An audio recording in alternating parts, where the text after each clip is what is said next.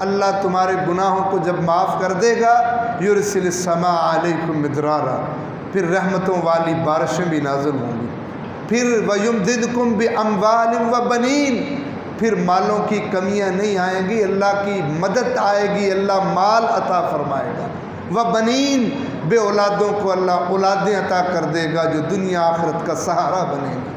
اور پھر صرف اللہ دنیا ہی نہیں دے گا، وَيَجْعَلْ لَكُمْ جَنَّاتٍ وَيَجْعَلْ لَكُمْ أَنْهَارًا، اللہ جنت اور جنت کی ساری نعمتیں بھی عطا فرما دے گا۔ تو گویا یہ ایک عمل انسان اپنے گناہوں کی بخشش رب سے صحیح طریقے سے مانگ لے تو یقیناً اس کی دنیا آخرت کے سارے مسئلے حل ہو سکتے ہیں۔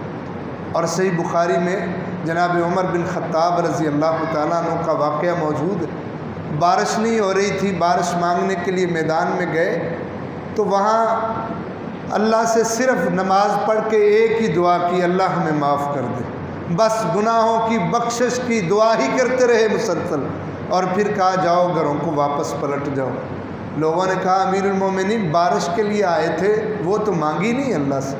کہا میں نے استغفار، اللہ کی رحمت کا وہ دروازہ کھٹکایا ہے، آج آسمان کا وہ دروازہ میں نے کھٹکایا ہے جو کھٹکانے والے کو اللہ کبھی واپس خالی نہیں لوٹاتا، جاؤ تم چلے جاؤ، اللہ ضرور بارشیں عطا کرے گا۔ اور وہ کیا تھا؟ انہوں نے صرف اللہ سے استغفار کی دعا کی اور کہا تھا اللہ ہمیں معاف کر دے۔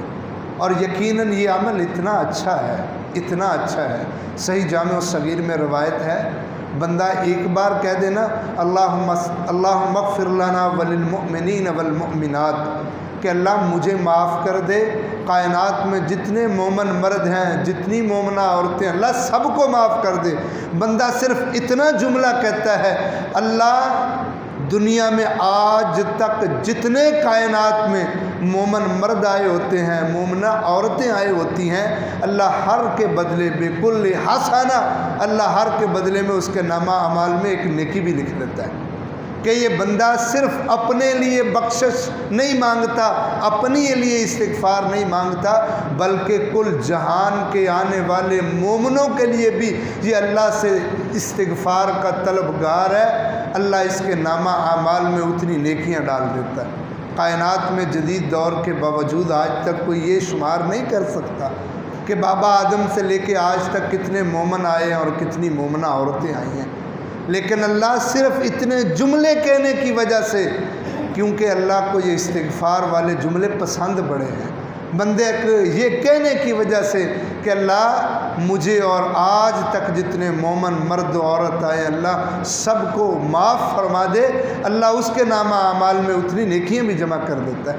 تو میرے بھائیوں، بات میں کر رہا تھا انسان کے اپنے عملوں کی وجہ سے ظہر الفساد فی البر والبحر بما کسبت ایدی الناس، یہ انسان کے اپنے اعمال کی وجہ سے انسان پر رب کی مہربانیاں ہوتی ہیں، انسان کے اپنے کرتوتوں کی وجہ سے اللہ رب العزت انسان سے ناراض بھی ہو جاتا ہے۔ رمضان کا مہینہ ہے، ایسے عمل کیجیے اللہ راضی ہو جائے، رزق کی تنگیاں بھی کھول دے اور رزق کی فراوانیاں بھی اللہ کھول دے۔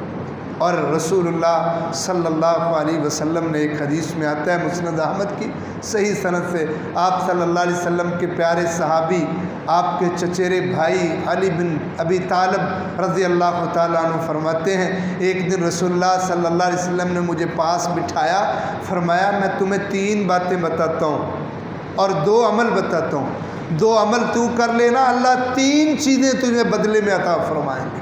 حضرت علی رضی اللہ تعالیٰ عنہ فرماتے ہیں، میں نے کہا اللہ کے رسول میں نوٹ کرتا ہوں، آپ بیان کیجئے۔ نبی صلی اللہ علیہ وسلم نے فرمایا، من سرہ ان یمد لہ فی عمری، جس بندے کو یہ اچھا لگتا ہو اللہ اس کی عمر ببرکت بنا دے، اس کی لمبی عمر کر دے۔ دوسرا وَأَن یُحَصَّلَ عَلَیہ رِزْقُ، جس کو یہ اچھا لگتا ہو اللہ اس کے رزق میں وسعتیں کر دے۔ اور تیسرا وَأَن يُدْفَعَ عَنْهُ مِيتَةَ السُّوءِ، اور جسے یہ اچھا لگتا ہو کہ اللہ اسے بری موت سے محفوظ فرما لے۔ آپ نے حضرت علی رضی اللہ تعالیٰ عنہ کو 3 چیزیں شمار فرمائی کہ جسے عمر بابرکت چاہیے، جسے رزق وسیع چاہیے، جسے بری موت سے دوری چاہیے، فرمایا فَلْيَتَّقِ اللَّهَ وَلْيَصِلْ رَحِمَهُ، وہ دو کام کر لے، اللہ کا تقوی اختیار کر لے اور صلہ رحمی شروع کر دے، اللہ اسے یہ تینوں چیزیں عطا فرما دے گا۔ اسے بری موت نہیں آئے گی، حادثاتی موت نہیں آئے گی، اور اسے بیماری والی تڑپ کے پریشان کن موت اسے نہیں آئے گی۔ اللہ رزق کی بھی فراوانیاں کر دے گا، تھوڑی عمر ہوگی لیکن بابرکت ہوگی، زندگی میں بڑے اچھے اچھے کام نظر آئیں گے۔ اللہ یہ تین چیزیں اسے عطا فرمائے گا، فَلْيَتَّقِ اللَّهَ وَلْيَصِلْ رَحِمَهُ، جو اللہ سے ڈرتا بھی ہوگا اور جو صلہ رحمی بھی کرتا ہوگا۔ تو یقیناً انسان اعمال اپنے درست کر لے تو ساری زندگی کے مسائل حل ہو جاتے ہیں۔ انسان اپنی عقل سے بڑے جتن کرتا ہے مگر اپنے اعمال کو درست کرنے کی کوشش نہیں کرتا۔ آج جتنی تنگیاں معاشرے کے اندر ایک فرد کے لیے ہیں اور اس فرد کی وجہ سے اس کے اپنے گھر اور معاشرے کے لیے ہیں، وہ یقیناً اس کے اپنے درست ہونے سے پورا معاشرہ، پورا ملک اور پوری دنیا درست ہو سکتی ہے۔ آج ریاست مدینہ کے خواب دیکھے جاتے ہیں، اپنے آپ کو ریاست مدینہ کا فرد نہیں بنایا جاتا۔ حضرت علی رضی اللہ تعالیٰ عنہ سے کسی نے پوچھا کہ اللہ کے رسول صلی اللہ علیہ وسلم نے آپ کو یہ بتایا تھا فَلْيَتَّقِ اللَّهُ کہ تقوی اختیار کرنا، یہ تقوی کیا ہوتا ہے؟ حالانکہ قرآن مجید آپ پڑھ کے دیکھیں، اللہ رب العزت نے ہر عبادت، روزہ، حج، نماز، زکوٰۃ، صدقہ، اللہ نے ہر ایک عبادت کا مقصد تقوی ہی رکھا ہے۔ یہ روزے ہیں، اللہ فرماتے ہیں میں نے روزے فرض اس لیے کیے ہیں لعلکم تتقون، تاکہ تمہارے اندر تقوی آ جائے۔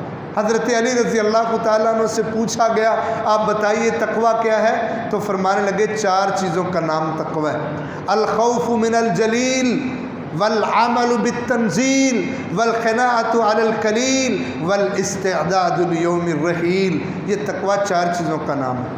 پہلی چیز اللہ کا خوف، دوسری چیز قرآن پر عمل، تیسری چیز جتنا اللہ نے دیا اس پر قناعت، اور چوتھی چیز آخرت کی کچھ تیاری۔ جو چار چیزیں اپنا لیتا ہے یہ متقی ہے۔ جو انسان یہ تقوی اختیار کر لیتا ہے، اللہ عمر میں بھی برکتیں دیتا ہے، اللہ رزق میں بھی برکتیں دیتا ہے، اللہ اچانک بری اور حادثاتی موت سے بھی اسے محفوظ فرما دیتا ہے۔ مستدرک حاکم کے اندر ایک واقعہ ہے، حارثہ بن نعمان رضی اللہ تعالیٰ عنہ کا، آخری عمر میں نبینے ہو گئے۔ یہ صحابی رسول حارثہ بن نعمان وہ ہیں جنہوں نے جبرائیل علیہ السلام کو اپنی آنکھوں سے دیکھا تھا۔ یہ حارثہ بن نعمان وہ ہیں جو زمین پہ قرآن پڑھتے تھے، جنت میں ان کی آواز سنائی دیا کرتی تھی۔ یہ حارثہ بن نعمان نبینے ہو گئے، آخری عمر کے اندر بوڑھے ہو گئے، اپنے گھر کے ایک کمرے میں بیٹھتے عبادت کرتے، اپنی جگہ بنائی تھی، ساتھ اپنا توشہ دان رکھا تھا جس کے اندر کھانے پینے کی چیزیں، اپنا روپیہ پیسہ رکھا ہوا تھا۔ کوئی فقیر باہر آتا تو اپنے ہاتھ سے صدقے کے لیے چیز پکڑتے اور جہاں بیٹھے ہوتے تھے وہاں سے لے کے دروازے تک ایک رسی باندھی ہوئی تھی، اور پھر تکلف کے ساتھ اس رسی کو پکڑ کے دروازے تک جاتے اور اپنے ہاتھ سے اس کے ہاتھ پر صدقہ رکھتے اور اس کا شکریہ ادا کرتے، واپس پلٹ آتے۔ گھر والوں نے ایک دن کہہ دیا آپ اتنی تکلیف کیوں کرتے؟ آپ نے اگر صدقہ دینا ہمیں بتا دیں، ہم دے دیں۔ آپ آنکھوں سے نبینے ہیں، چلنے میں رکاوٹ ہوتی ہے، آپ نے رسی باندھی ہے، اس کو پکڑ کے کہیں کوئی مسئلہ نہ ہو باہر تک جاتے ہیں، پھر اپنے ہاتھ سے دیتے ہیں، اس کی کوئی خاص وجہ ہے؟ حارثہ بن نعمان رضی اللہ تعالیٰ عنہ فرمانے لگے یہ میں اس لیے کرتا ہوں چونکہ میں نے رسول اللہ صلی اللہ علیہ وسلم سے یہ بات سنی تھی۔ آپ صلی اللہ علیہ وسلم فرمایا کرتے تھے مناولۃ المسکین تقی میتۃ السوء، جو مسکین کے ہاتھ پر خود اپنے ہاتھ سے صدقہ رکھتا ہے اللہ اسے بری موت سے محفوظ فرما لیتا ہے۔ میرے بھائیو، اللہ کے رسول صلی اللہ علیہ وسلم کی تعلیمات موجود ہیں، بس ہمیں اپنے اعمال کو درست کرنے کی ضرورت ہے، ورنہ انسان کے عمل ہی ہے شاعر نے بڑی عمدہ بات سمجھائی تھی، عمل سے زندگی بنتی ہے جنت بھی جہنم بھی، یہ خاکی اپنی فطرت میں نوری ہے نہ ناری ہے، انسان کچھ نہیں ہے، فطرت اسلام پر پیدا ہوا ہے۔ رسول اللہ صلی اللہ علیہ وسلم نے فرمایا پھر اس کے والدین ہیں جو اسے نصرانی بناتے ہیں، یہودی بناتے ہیں، مسلمان بناتے ہیں، اس کا معاشرہ، اس کا گھر، اس کے اعمال اس کا مستقبل طے کرتے ہیں، یہ جنتی ہے یا جہنمی ہے، اس کے عمل اس کی راہ کو ہموار کرتے ہیں۔ آئیے جب پتہ چل گیا کہ میری وجہ سے سب کچھ ہے، میرا کاروبار ٹھپ ہے یہ چلتا ہے میری وجہ سے ہے، میرے اعمال کی وجہ سے ہے، میرے گھر کے اندر لقمہ حلال جو جاتا ہے میرے عمل کی وجہ سے ہے، میری وجہ سے میرے گھر کے افراد سے لقمہ حلال کا چھینا جاتا ہے۔ جب مجھے پتہ ہے میری وجہ سے سب کچھ ہے تو میں اپنے آپ کو ہی پہلے درست کر لوں، میں اپنے آپ کو اپنے اعمال کو درست کر لوں، اللہ کی قسم کبھی معاشرے کے اندر پریشانیاں کھڑی نہیں ہوں گی۔ دیکھیے لڑائی ہوتی ہے تو یہ زر مال دولت کی وجہ سے ہوتی ہے، جب انسان اس کا تنگی کا شکار ہوتا ہے مسائل کھڑے ہوتے ہیں۔ جھوٹ، دھوکہ، وعدے خلافیاں اور قرض جیسی بیماریاں انسان کے پاس کب آتی ہیں؟ جب بندے کے اندر رزق کی کمیاں آتی ہیں، اور جب بندہ اپنے آپ کو درست کر لے اللہ کی قسم اس کے اعمال، اس کے رزق کی تنگیاں نہیں اسے دیتے، پھر کوئی فساد فتنہ نہیں ہوتا، یہ قتل و غارت، یہ لڑائیاں رزق کی وجہ سے نہیں ہوتی، پھر بندے کو اللہ جگر دیتا ہے، دل کے غنا دیتا ہے، پھر لاکھوں اس کے لیے پرواہ نہیں رکھتے، پھر انسان اس رزق کی وجہ سے جھگڑے نہیں کرتا، قتل نہیں کرتا، معاشرے کے اندر گالیاں نہیں دیتا، قرض نہیں لیتا، ادھار نہیں دیتا، یہ ساری چیزیں خرابیاں انسان کی لڑائی کا، فتنے کا، بدامنی کا شکار انسان کے اس معاشی مسائل کی وجہ سے ہوتے ہیں، اور انسان اپنے عمل شروع صحیح کر لے تو انسان کو یہ مسائل پیش ہی نہیں آتے۔ میں ایک دو مثال دیتا ہوں، جیسے مسند احمد میں صحیح روایت ہے، ایک دن نبی صلی اللہ علیہ وسلم نے فرمایا ثلاثۃ کلہم ضامن علی اللہ، تین بندے ہیں رب ان کا ضامن ہے، ان عاشا روزی کا، اگر یہ زندہ انسان رہا رب اتنا رزق دے گا جتنا وقوفیہ اس کو کافی ہوگا، وَإِن مَاتَ، اگر یہ مر گیا اسی حالت کے اندر ادخلہ اللہ الجنہ، اللہ اس کو جنت عطا فرما دے گا۔ کون سے تین شخص ہیں؟ رسول اللہ صلی اللہ علیہ وسلم نے فرمایا من دخل بیتہ فسلم، وہ یہ عمل کر لے کہ جب بھی گھر میں داخل ہو السلام علیکم کہہ کے داخل ہوا کرو، فَهُوَ ضَامِنٌ عَلَى اللَّهِ، اللہ اس کو گارنٹی دیتا ہے کہ جب تک زندہ رہے گا اللہ اتنا رزق دے گا جتنا اس کو کافی ہوگا، وہ کسی پریشانی کا شکار نہیں ہوگا۔ کرنا اس نے کیا ہے؟ من دخل بیتہ فسلم فہو ضامن علی اللہ، اللہ اس بندے کا ضامن ہے، گارنٹی دیتا ہے اللہ کہ داخل گھر میں ہوگا السلام علیکم کہے گا۔ دوسرا من خرج الی المسجد فہو ضامن علی اللہ، 5 وقت مسجد میں آنے کی عادت ڈال لے، رب تیرے رزق کی، تیرے مرنے کے بعد جنت کی گارنٹی اللہ رب العزت لیتے ہیں۔ دوسرا اور تیسرا عمل من خرج فی سبیل اللہ فہو ضامن علی اللہ، جو بندہ فی سبیل اللہ کسی کام کے لیے جاتا ہے، فی سبیل اللہ کے اندر جہاد فی سبیل اللہ بھی، اور جتنے رفائی کام ہیں وہ فی سبیل اللہ کے اندر ہے۔ جو بندہ خیر خواہی کے لیے گھر سے نکلتا ہے اللہ کہتے ہیں میں گارنٹی دیتا ہوں، میں ضمانت دیتا ہوں، ان عاشا روزی کا وقوفیہ وَإِن مَاتَ أَدْخَلَهُ اللَّهُ الْجَنَّةَ، زندہ رہے گا جتنی ضرورت ہے اللہ اتنا رزق دے دے گا، اگر ایسے مر گیا یہ عمل کرتا ہوا اللہ اس کو جنت میں ضرور داخلہ دے گا۔ تو ہمارے اعمال درست کرنے کی ضرورت ہے، کائنات ساری ہموار کر کے اللہ ہمارے سامنے رکھ دے گا، بس صرف ہم اپنے آپ کا محاسبہ کر لیں۔ امیر المومنین عمر بن خطاب رضی اللہ تعالیٰ عنہ فرمایا کرتے تھے حاسبوا قبل ان تحاسبوا، اس سے پہلے کہ تمہارا حساب قبر میں لینے والے، حشر میں لینے والے کھڑے ہو جائیں، اپنا حساب خود کر کے اپنے اعمال کو درست کر دیں۔ اگر تو نے اپنے اعمال کو درست کر لیا تو تمہیں پریشانی نہ دنیا میں آئے گی نہ آخرت کے اندر آئے گی۔ آپ دیکھیں نا عبد الرحمن بن عوف رضی اللہ تعالیٰ عنہ، مدینے کے تاجروں میں سب سے بڑا نام تھا، لوگ کہتے ہیں جب فوت ہوئے تو ان کے گھر کی اینٹ بھی کوئی اٹھاتا تھا تو وہاں سے درہم و دینار نکل آتے تھے، اور یہ بندہ جس تجارت کی طرف ہاتھ بڑھاتا تھا کہتے ہیں نا مٹی بھی سونا بن جاتی تھی۔ عبد الرحمن بن عوف رضی اللہ تعالیٰ عنہ اس قدر تھوڑے عرصے کے اندر، یہ وہ تاجر ہیں، اتنی ترقی کی دنیا میں کسی تاجر نے اتنی ترقی نہیں کی ہوگی۔ آپ دیکھیں عبد الرحمن بن عوف رضی اللہ تعالیٰ عنہ ہی وہ صحابی ہیں کہ جب مدینہ میں 2 ہجری کے اندر یا پہلے ہجری کے آخر کے اندر پہلے سال کے اندر ہی رسول اللہ صلی اللہ علیہ وسلم نے مواخات والا معاملہ طے کیا تھا تو عبد الرحمن بن عوف مہاجر تھے، کچھ نہیں تھا۔ جس کو بھائی بنایا اس نے کہا تھا کہ میں کچھ اپنا مال دے دیتا ہوں آپ کو، اور میری 2 بیویاں، ایک کو طلاق دے دیتا ہوں، عدت گزرے تو نکاح کر لینا، تو بھائی جو بن گیا۔ تو عبد الرحمن بن عوف رضی اللہ تعالیٰ عنہ نے کہا تھا نہیں بھائی، مجھے بازار کا راستہ بتاؤ، محنت مزدوری کرنا جانتا ہوں، بازار کا راستہ دکھاؤ۔ عبد الرحمن بن عوف کو آپ نے بازار، انہوں نے بھائی جو بنے تھے انہوں نے بازار کا راستہ دکھا دیا۔ یہ پہلے سال کی بات ہے جب آپ مدینہ میں آئے، مدینہ کے اندر آپ کی زندگی 10 سال ہے، 11ویں سال کے اندر آپ دنیا سے چلے گئے، 11 ہجری کے آغاز میں 3رے مہینے کے اندر، تو گویا تھوڑا سا وقت تھا جو رسول اللہ صلی اللہ علیہ وسلم کے زمانے کا تھا۔ چند دن بعد ہی انہوں نے شادی کر لی، آپ نے رنگ دیکھا، فرمایا عبد الرحمن بن عوف یہ رنگ عورتوں والا، کہا اللہ کے رسول شادی کر لی، آپ نے فرمایا ولیمہ کیا، کہا نہیں، فرمایا اولم بارک اللہ لکا ولو بشاہ، عبد الرحمن بن عوف ولیمہ کرو، کہا ایک بکری کا کرو، اللہ برکتیں نازل کر دے گا۔ عبد الرحمن بن عوف نے ولیمہ کیا، رب نے برکتیں دی۔ نبی صلی اللہ علیہ وسلم دنیا سے گئے، ان کا بیٹا کہتا ہے اے والد محترم، رسول اللہ صلی اللہ علیہ وسلم کی ایک حدیث آپ کے سامنے رکھنا چاہتا ہوں۔ حدیث یہ ہے، رسول اللہ صلی اللہ علیہ وسلم نے فرمایا تھا جو بندہ میرے بعد میرے سے خیر خواہی چاہتا ہو وہ میرے گھر والوں کے ساتھ خیر خواہی کیا کرے۔ کہا بیٹا تم کیا چاہتے ہو؟